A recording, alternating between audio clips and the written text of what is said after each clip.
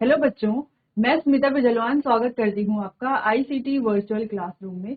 आशा करती हूँ आप सभी स्वस्थ होंगे और अच्छे से अपनी पढ़ाई कर रहे होंगे। बच्चों, आज हम पढ़ने जा रहे हैं क्लास 12 की केमिस्ट्री। और क्लास 12 केमिस्ट्री में हम स्टार्ट करने जा रहे हैं एक नया चैप्टर जो कि है hello alkenes and hello arenes.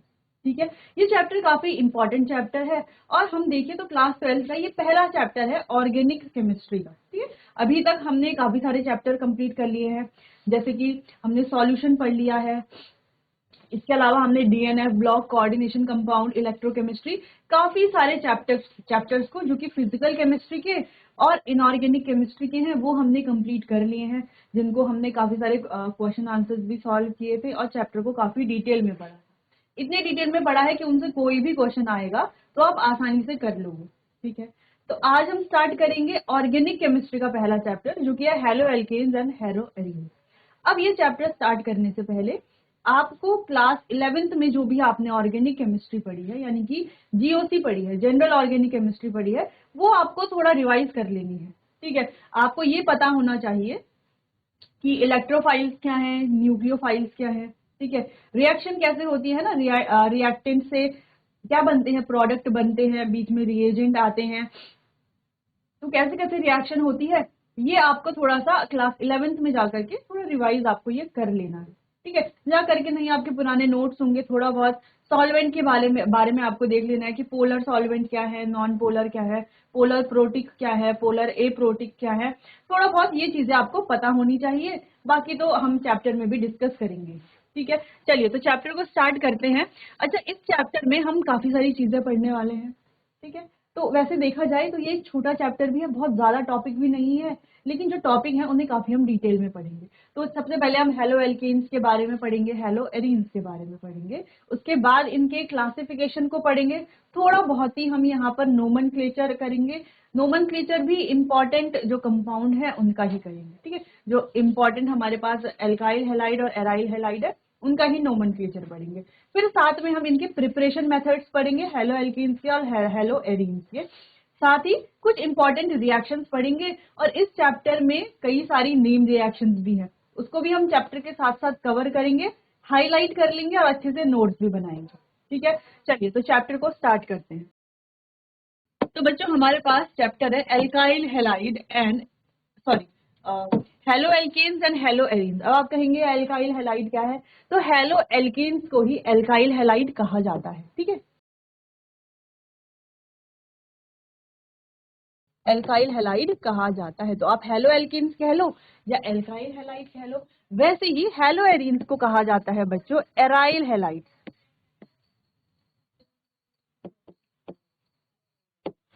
ठीक है, तो आप हेलो एरीन्स कह लो या aryl halide.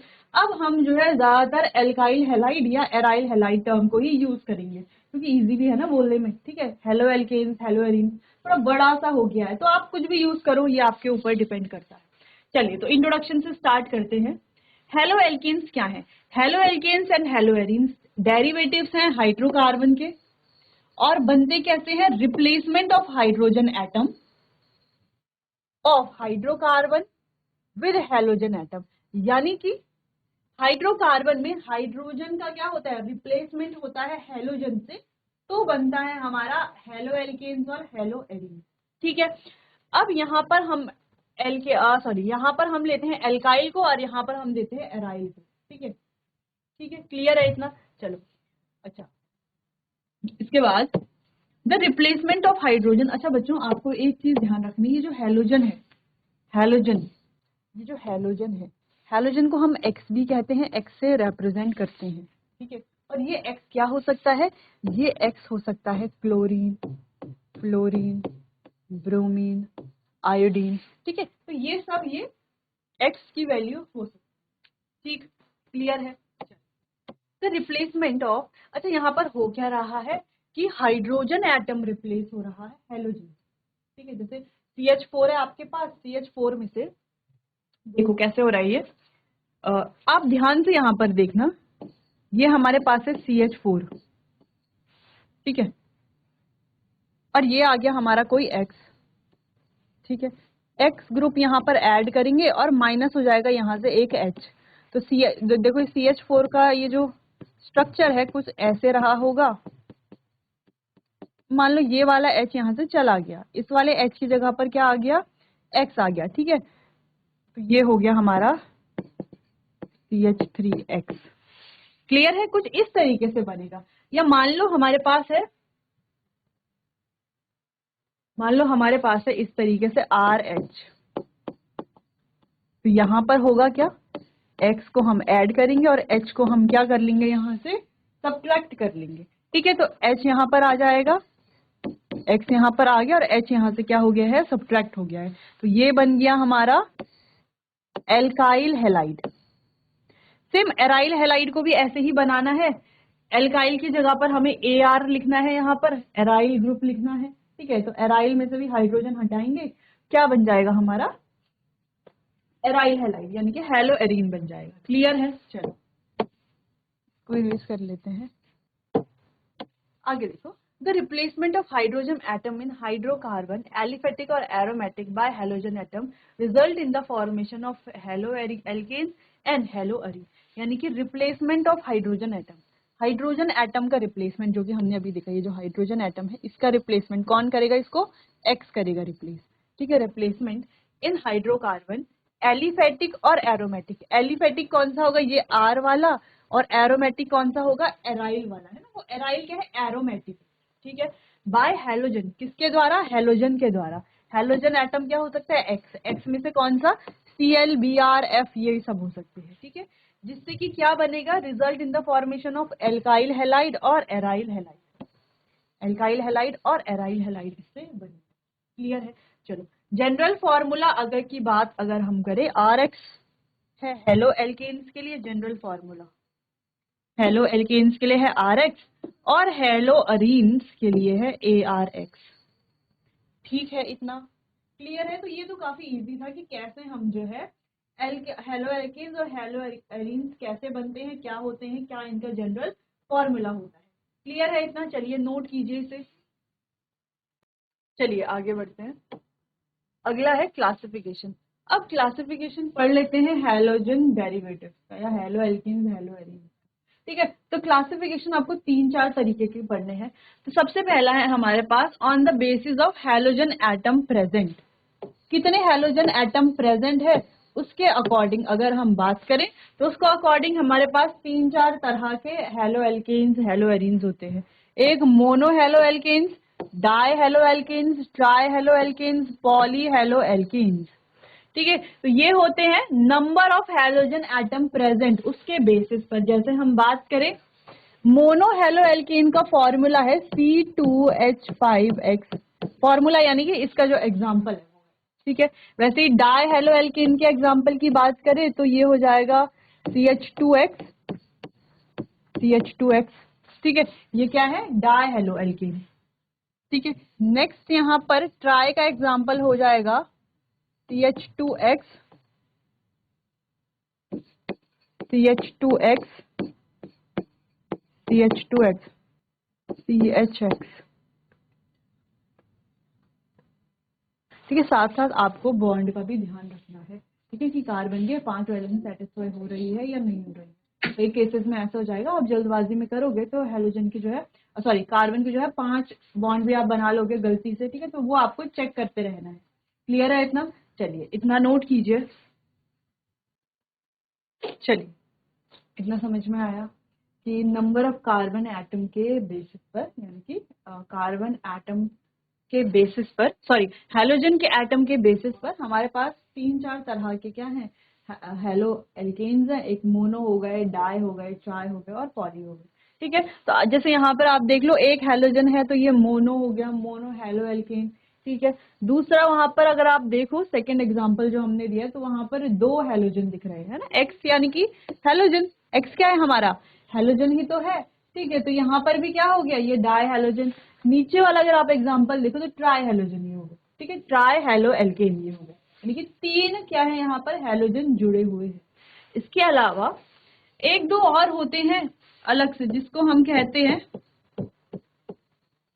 Die halides, vicinal और जेमिनल, जेम डाई हैलाइड। अब दोनों में डिफरेंस क्या है इसको थोड़ा सा समझते हैं।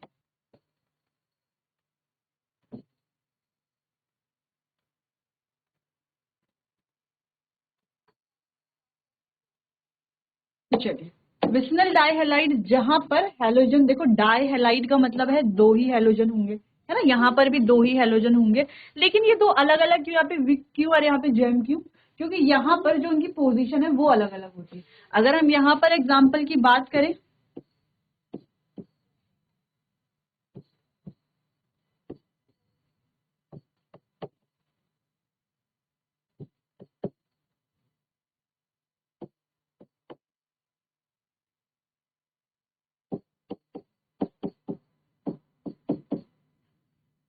ठीक है, तो यहाँ पर और यहाँ पर आपको क्या डिफरेंस दिख रहा है? देखो यहाँ पर और यहाँ पर भी देख लेते हैं, ठीक है।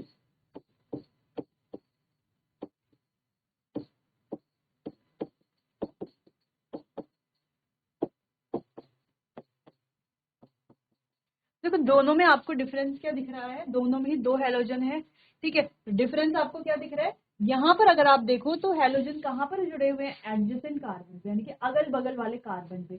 वहीं अगर हम यहाँ पर देखें तो यहाँ पर हेलोजन कहाँ पर जुड़े हुए हैं? एक ही कार्बन पे दोनों हेलोजन जुड़े हुए हैं, ठीक है। इतना समझ में आया? ठीक है,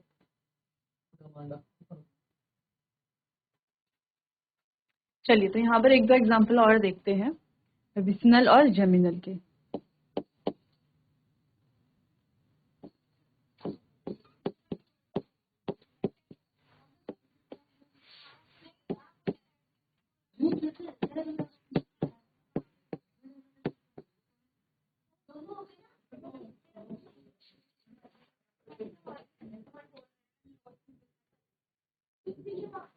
चलो तो यहाँ पर ये दो एग्जाम्पल हमने लिखे हैं, तो आपको बताना है कौन सा वाला एग्जाम्पल किसका है।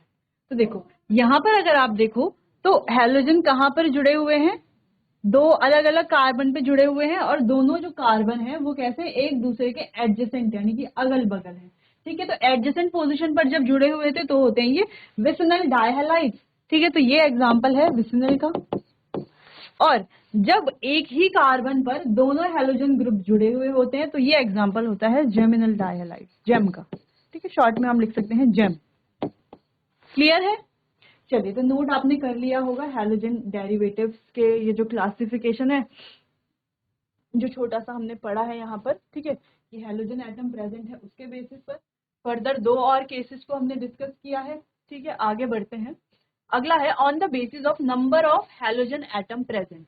तो हेलोजन एटम प्रेजेंट उसके बेसिस पर हमने देख ही लिया है ना, monohaloalkene, dihaloalkene, trihaloalkene, polyhaloalkene, यानी कि जितने ज्यादा हेलोजन ग्रुप होंगे उतना ही हम बढ़ाते रहेंगे। दो है तो डाई, तीन है तो ट्राई, सिंगल है तो मोनो कर देंगे, ठीक है। तो अभी तक तो यहाँ पर तो हमने सिंपली पढ़ा, यहाँ पर थोड़ा डिटेल में इसको डिस्कस कर रहे हैं। On the basis of number of halogen atom present, यानी कि कितने नंबर ऑफ हेलोजन एटम इसमें उपस्थित है उसके आधार पर halogen derivatives are classified as, तो इनको क्लासिफाई किया जाता है जैसे कि मोनो, ठीक है, ट्राई, डाई, इस तरीके से, ठीक है, टेट्रा एक्सेट्रा। हेलोजन डेरिवेटिव्स के एग्जाम्पल कुछ यहाँ पर हैं जो कि हमने पहले भी डिस्कस किए।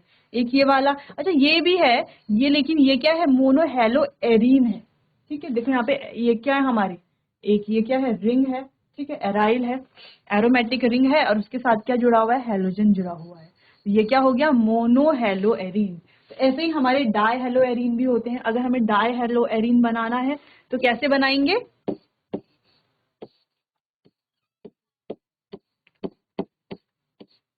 ये क्या हो गया हमारा? Die hello arene. ऐसे ही क्या हम ट्राई भी बना सकते हैं? बिल्कुल बना सकते हैं, आप खुद से ट्राई कीजिए ट्राई वाला बनाने का। चलिए तो ट्राई कर लिया होगा आपने, बना लिया होगा, है ना। इसमें एक और हेलोजन जोड़ दीजिए,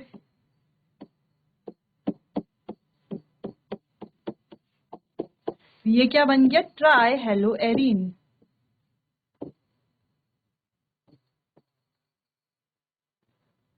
सिंपल था, ऐसे आप बना सकते, ठीक। चलो ये भी हो गया क्लियर।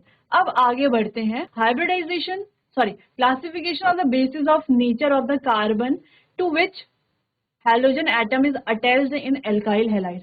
अब हमें देखना है कार्बन के नेचर पर, जिस पर एल्काइल हैलाइड जो है वो जुड़ा हुआ है। ठीक है, कार्बन का नेचर क्या हो सकता है, या तो वो sp3 हाइब्रिडाइज हो सकता है, या तो वो sp2 हाइब्रिडाइज हो सकता है, या तो वो sp हाइब्रिडाइज हो सकता है ना। ये तीन केसेस बन सकते हैं यहाँ पर, बिल्कुल बन सकते हैं। ठीक है, इनके बेसिस पर हम कैसे कैसे जो है इनको क्लासिफाई करेंगे वो हम यहाँ पर देखेंगे। पहले बनी हुई है यहाँ पे टेबल, टेबल को एज इट इज आपको नोट कर लेना है। ठीक है, तो टेबल में क्या क्या है, टेबल को थोड़ा समझ लेते हैं। Nature of carbon to which halogen atom is attached. तो कार्बन के नेचर पर जिस पे हैलोजन एटम क्या है, अटैच है। तो एक होंगे sp3 हाइब्रिडाइज। आप जानते हैं sp3 हाइब्रिडाइज कार्बन कौन सा होगा। ठीक है, अगर हम एग्जांपल लिखें sp3 हाइब्रिडाइज कार्बन का,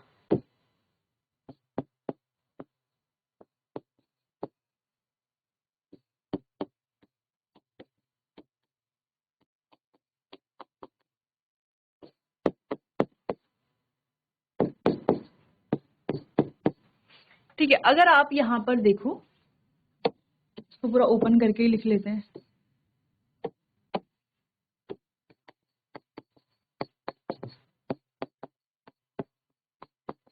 ठीक है, अगर आप यहाँ पर देखो तो ये दोनों कार्बन कैसे हैं। अगर ये वाला कार्बन हम देखें spp यानी कि sp3 हाइब्रिडाइज्ड है।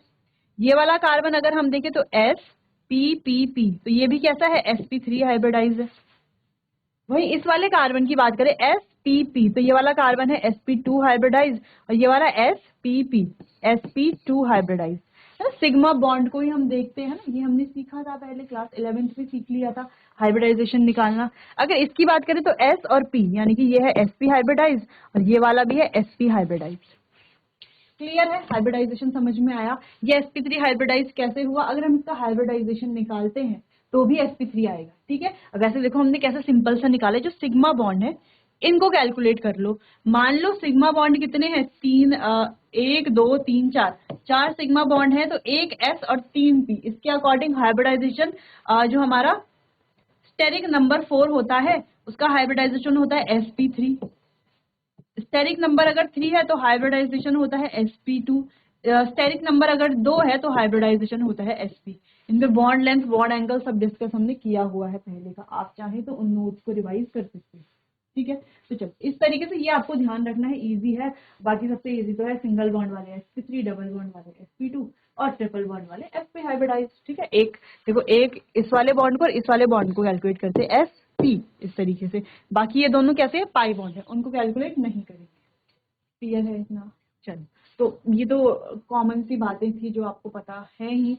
ठीक है, तो चलो हाइब्रिडाइजेशन के अकॉर्डिंग sp3 हाइब्रिडाइज, sp2 और sp। तो देखो लिखा कैसे जाता है, यहाँ पर थोड़ा सा टाइपिंग में मिस्टेक है, तो ऐसा लिखा जाता है sp3 ऐसा लिखा जाता है और sp2 ऐसा लिखा जाता है। ठीक है, 2 क्या होता है, ऊपर सुपर स्क्रिप्ट में होता है। यहाँ पर सेम sp तो ठीक है लिखा हुआ है, sp सही है इस तरीके से। क्लियर है, बस ये स्मॉल लेटर्स में हम लिखते हैं इनको। चल अगला है, ये sp3 हाइब्रिडाइज कार्बन जो है, यहाँ पर हमारे पास होता है प्राइमरी, सेकेंडरी और टर्शरी, जिसको हम 1 डिग्री, 2 डिग्री, 3 डिग्री, वैसे 1 डिग्री का मतलब होता है प्राइमरी, सेकेंडरी और टर्शरी एल्काइल हैलाइड हमारे पास है। और साथ में इसमें होते हैं एलाइलिक हैलाइड्स और बेंजाइलिक हैलाइड। अब एलाइलिक हैलाइड यानी कि एलाइल पोजीशन क्या होती है, बेंजाइल पोजीशन क्या होती है। वही sp2 में आपको विनाइल हैलाइड और एराइल हैलाइड देखने हैं।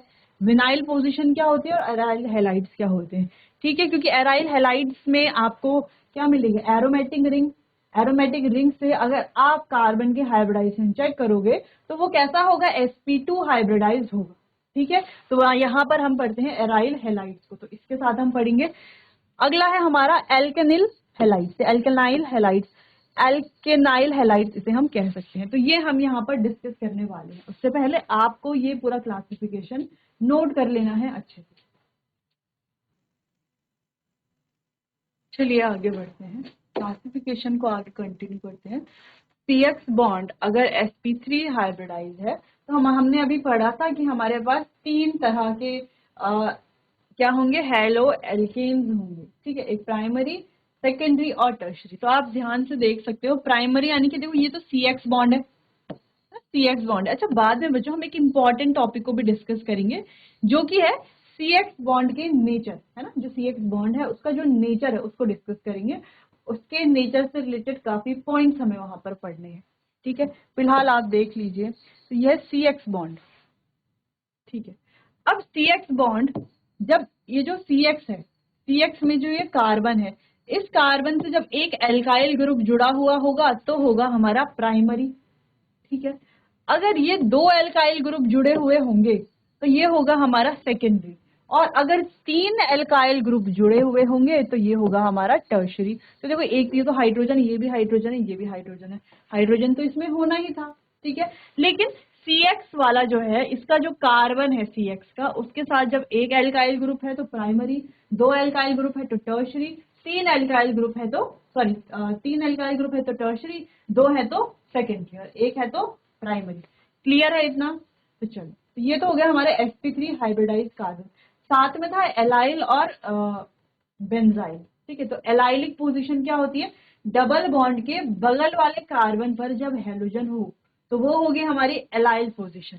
तो देखो, जैसे कि हम कह सकते हैं, ये अगर एग्जांपल हमारे पास है, CH2 double bond CH2, single bond CHX2, ठीक है। तो ये वाला हमारे पास एग्जाम्पल है, ठीक है, हेलो एल्कीन का। तो अगर हम यहाँ पर ध्यान से देखें तो ये हो गई हमारी एलाइल पोजीशन, क्योंकि ये यहाँ पर है डबल बॉन्ड, डबल बॉन्ड के बगल वाले कार्बन पर लगा हुआ है हेलोजन, तो ये हो गई एलाइलिक पोजीशन, ठीक है। तो ये एलाइलिक हेलाइड्स हो गए, अगर हम कह सकते हैं इनको, ठीक है।